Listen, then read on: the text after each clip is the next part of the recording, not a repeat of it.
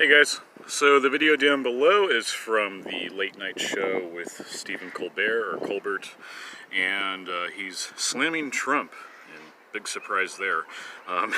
He's slamming Trump on his decision to fire Bolton and to open up peace talks with the Taliban.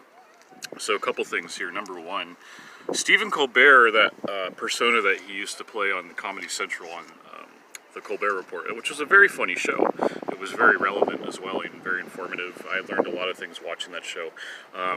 But it's almost as if Colbert was never really playing a character. This is pretty much who he is. And he, along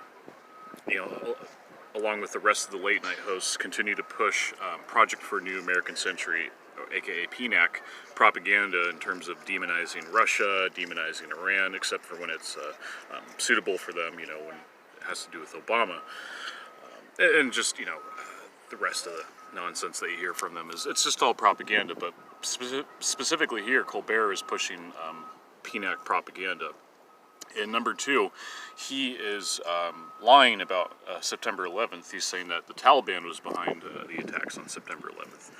Now, even on the surface there, it's really Al-Qaeda that was responsible for 9/11, but if we go a little deeper, we can see that it was the CIA as well as Mossad, and that's just common knowledge at this point. So Stephen Colbert is a great specimen, or a great example of how bad Trump derangement syndrome can get you, because just a year ago, a little over a year and a half ago, they were slamming Trump for hiring Bolton. They said, John Bolton, he loves war, he was a Bush guy, and then as soon as Trump fires him, it's like, well, no, we need Bolton in the White House. He's the only one with foreign policy experience. It's like, my God, these people are insane.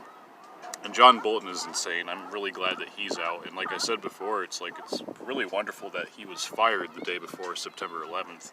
It really is pretty symbolic. And like I said, the political strategy there is genius. And you have to give credit where credit's due. Even if you don't like Trump, it's like he's a really good strategist when it comes to politics and diplomacy.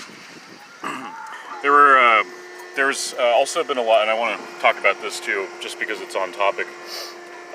Regarding John Bolton and his possible replacement. Vincent James, or Vincent Elephants as I like to call him, he is trying to get this hashtag started, Hire McGregor. And that is in reference to Colonel Douglas McGregor, retired Army Colonel. He has been very impressive in terms of what he's had to say on Tucker Carlson tonight, and the angle with Lori Ingram. So I totally second this motion, or this effort to get McGregor to replace John Bolton. I think that would be a really good thing. McGregor has obviously real-time experience fighting in actual war or conflict, or whatever you want to call it. Unlike John Bolton has always kind of had that war pigs mindset, that fortunate son mindset. It's like, well, I don't have to go fight, so let's just send a lot of really young people to go fight and die for my own personal gain and my own buddy's personal gain. So Colonel Douglas McGregor, I'm sure he understands the plight of the average serviceman, and understands that these wars that we've been involved with in the last few decades, I mean, you could even argue all the way going back to World War I, it really just hasn't done anything for the United States. And, I'm not saying, he has to hire McGregor. It's like, but if he were to hire somebody like that, that would really be in tune with the America First agenda, because a lot of people on either side of the aisle are tired of war, are really tired of war. And unlike some of the, not including, these really partisan Democrats and Rhino Republicans, the NeoCons, that really just want us to stay in Syria.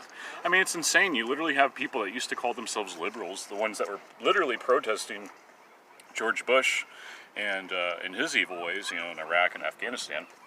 But now they're saying, no, we got to stay in war, and we got to stay in Syria because Putin's going to take over. It's like, when did liberals become hawkish? It's amazing, and this is really a direct example, or rather, it's a direct result of Trump derangement syndrome.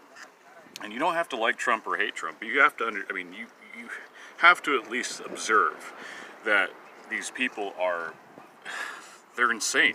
Anything that Trump is for, they're against.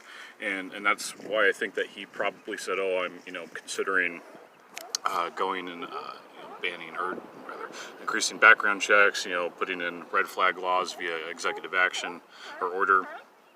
And more recently, he comes out and says, "Oh, I might want to ban e-cigs." It's like, he's not going to do that. First of all, that's unconstitutional.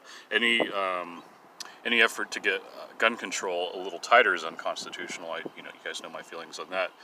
Second Amendment is there for a reason. It's protecting, or, it was meant to legally allow us to bear arms in order for us to defend our other freedoms. The First, Fourth, Fifth.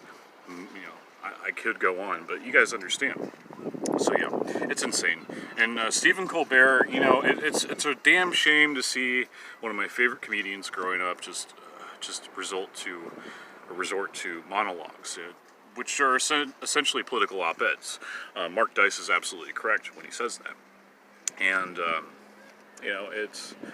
and you even have to kind of, I know I'm all over the place here, but it's like you even have to kind of ask yourself, what does Stephen Colbert have to hide? I mean, he's one of the ones that is, screaming the loudest. More so than Kimmel, I would say, more so than Conan and Fallon. I think Colbert is definitely the number one guy. So yeah, it's something to really think about, because these people, most of the people in the media, are compromised, unfortunately, and it's really a damn shame. It's like, these are people, like, these are sons and daughters of, I'm sure that they're good people, but then they just, they saw a little money, they saw, the hard drugs or whatever, and they're like, yeah, let's do this, and they have participated in some pretty horrible things, and I'll just leave it at that. But yeah, anyways, guys, got to go back to work. Lunch break is just about up. So guys, thank you so much for watching. God bless, and I'll see you later. By the way, stay cool. It's very warm out. It's 89 degrees here in Santa Cruz, so stay cool.